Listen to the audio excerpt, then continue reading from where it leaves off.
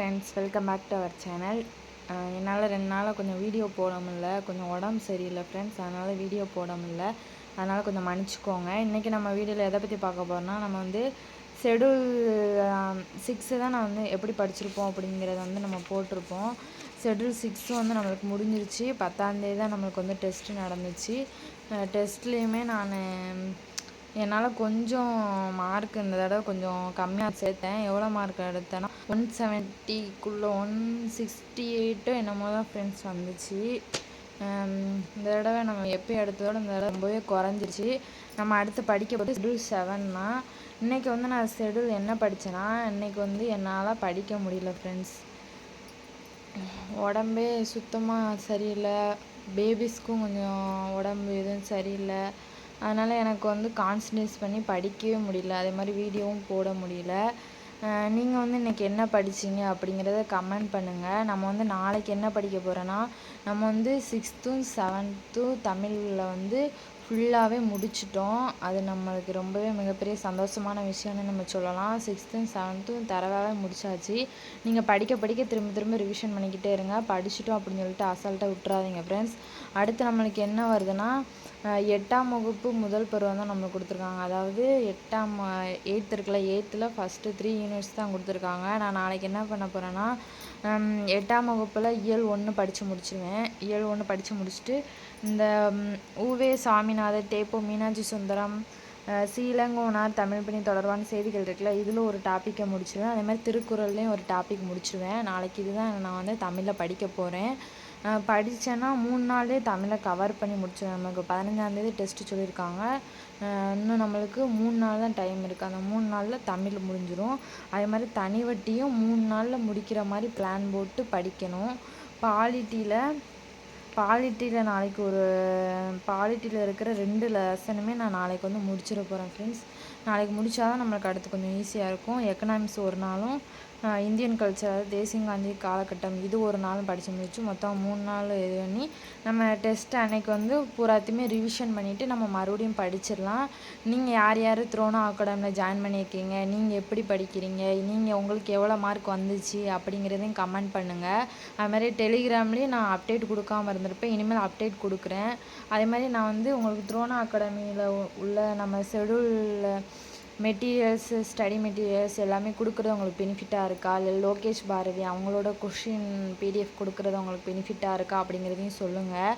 அதே மாதிரி உங்களுக்கு வேறு ஏதாவது பிடிஎஃப் தேவைப்பட்டாலும் கேளுங்க ஃப்ரெண்ட்ஸ். புக்கு பிடிஎஃப் எதுவும் டவுன்லோட் பண்ண முடியல, இல்லை வேறு ஏதாவது அகாடமியோட பிடிஎஃப் எதுவும் வேணும்னாலும் எனக்கு கேளுங்க ஃப்ரெண்ட்ஸ். நான் வந்து உங்களுக்கு வந்து சென்ட் பண்ணுறேன். வேறு எதுவும் டவுட் இருந்தாலும் கேளுங்க. சேனலை கொஞ்சம் சப்போர்ட் பண்ணுங்கள் ஃப்ரெண்ட்ஸ்.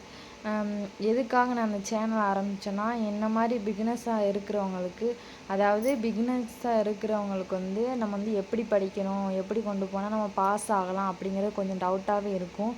அவங்களுக்காகத்தான் நம்ம வந்து எப்படி இந்த ஷெடியூலை கொண்டு போய் படிக்கிறோம். ஆனால் நீங்கள் படிச்சிங்கன்னா அதை இதுன்னு எல்லாத்தையுமே போட்டு குழப்பாதீங்க. ஏதாவது ஒரு அகாடமியை மட்டும் நீங்கள் வந்து ஃபாலோ பண்ணுங்கள். நம்ம சாரே த்ரோனா அகாடமியில் வந்து ஃப்ரீ டெஸ்ட் பேஜும் யூடியூப்பில் கொண்டு போகிறாங்க. அதை ஃபாலோ பண்ணுங்கள். அப்படி இல்லைன்னா இதை ஃபாலோ பண்ணுங்கள். என்னால் கொஷின் பேப்பர் கொடுக்க முடிஞ்சாலும் நான் உங்களுக்கு கொடுக்குறேன், சரிங்களா? டெலிகிராமில் வந்து பிடிஎஃப் சென்ட் பண்ணுறேன். உங்களுக்கு சார் போடுற டெஸ்ட் பிடிஎஃப் வேணுனாலும் கேளுங்க ஃப்ரெண்ட்ஸ். நான் வந்து உங்களுக்கு கொடுக்குறேன். சார் வந்து கொடுக்கக்கூடாதுன்னு சொல்லியிருக்காங்க. நான் வந்து கொடுக்குறதுக்கு ட்ரை பண்ணுறேன். ஆனால் ஃபுல்லி என்னால் கொடுக்க முடியாது. கொஞ்சம் மாடுலேஷன் பண்ணி எனக்கு தகுந்த மாதிரி நான் உங்களுக்கு கொடுக்குறேன், சரிங்களா? சாரோட இது அப்படியே தராமல் சார் வந்து எப்படி கொண்டு போகிறாங்களோ அதே மாதிரி நானும் வந்து கொஞ்சமாக மாடுலேஷன் பண்ணி நான் உங்களுக்கு வந்து கொடுக்குற மாதிரி ஐடியா பண்ணுறேன். இதை உங்களுக்கு கொடுக்கலாமா வேண்டாமாங்கிறத நீங்கள் சொல்லுங்கள். நீங்கள் ஒவ்வொருத்தர் பண்ணுற ரெஸ்பான்ஸ்லேருந்து தான் நான் வந்து எப்படி கொண்டு போகலாம், உங்களுக்கு என்னென்ன ஹெல்ப் பண்ணலாம் அப்படிங்கிறத முடிவு பண்ண முடியும். நான் மட்டும் சும்மா ஏதோ பண்ணிட்டு போயிட்டு சும்மா நான் எதையுமே தர முடியாதுல்ல ஃப்ரெண்ட்ஸ். நீங்கள் கொஞ்சம் ரெஸ்பான்ஸ் கொடுத்து அது மூலயமா நான் கொஞ்சம் ரீச் ஆனால் மட்டும்தான் என்னால் வந்து கொடுக்க முடியும். ஏன்னா நானும் ஒரு எப்படி சொல்கிறது, நானும் 3 குழந்தைங்களையும் வச்சுக்கிட்டு ரொம்ப கஷ்டப்பட்டு தான் நான் இந்த ஃபீல்டுக்குள்ளேயே வந்தேன். ஃபீல்டுக்குள்ளே வந்து படிச்சுக்கிட்டு இருக்கேன்.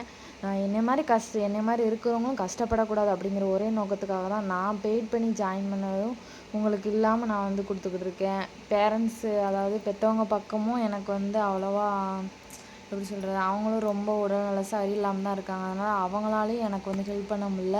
என்னோடய வீட்டுக்காராலையும் எனக்கு வந்து ஹெல்ப் பண்ண முடியல. நான் ஒரு ஆளாக தான் ஏதாவது போட்டு எப்படியாவது முயற்சி பண்ணி உங்கள்கிட்ட சொல்கிறதுக்கு என்ன ஃப்ரெண்ட்ஸ் இருக்குது. என்னால் இன்னும் வரைக்கும் எனக்கு 3 குழந்தைங்க பிறந்திருக்கு. 3 குழந்தைங்க பிறந்து 3 பேத்துக்குமே கடைசியாக பிறந்தேன். ஃபஸ்ட்டு 2 பேர் ட்வின்ஸ் ஃப்ரெண்ட்ஸ். 2வது வந்து ஒரு பையன். அப்போ பொண்ணுங்களுக்கு வந்து 6 வயசு ஆக போகுது. இன்னும் 1 மந்த்துக்கு அப்புறம் வந்து ஒன்றா போகிறாங்க. தம்பிக்கு வந்து 3 வயசு ஆகுது.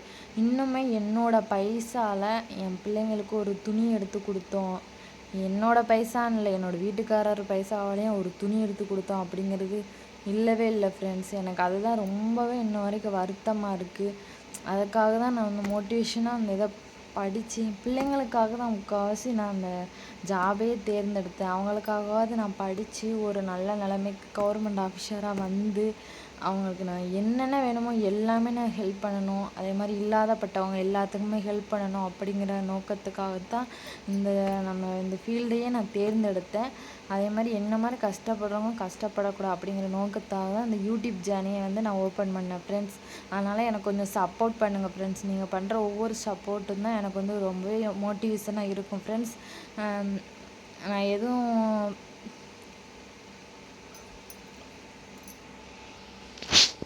என்னால் முடிஞ்ச உதவி எதுனாலும் நான் பண்ணுவேன் ஃப்ரெண்ட்ஸ். கண்டிப்பாக நான் ரீச் ஆகி ஒரு நல்ல நிலைமைக்கு வந்துட்டேன்னா என்னால் முடிஞ்ச அனைத்து உதவிகளையும் உங்களுக்கு நான் செய்வேன்.